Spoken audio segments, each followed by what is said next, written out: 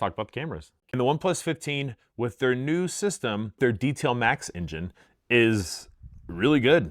I'm not missing any Hasselblad DNA within this. The camera's been great. I don't see any drop off from the OnePlus 13. I know there are a lot of people concerned about that. I haven't noticed it. So I'm gonna drop some of those photo samples in here, as well as comparison shots from the other phones.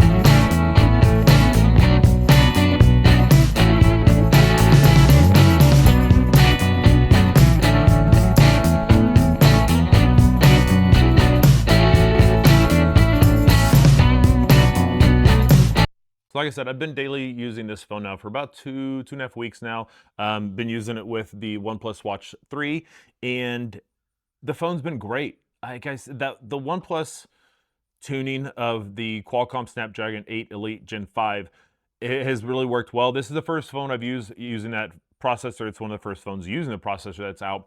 And it's super snappy, very fast. I have far fewer hiccups when changing between apps and doing things within an app than I have on my Pixel 10 Pro XL and the OnePlus 13. Not to say those are slouches, but when you got the power of that processor with 16 gigs of high-speed RAM, you don't expect to have those hiccups, and I don't. Daily use has been great.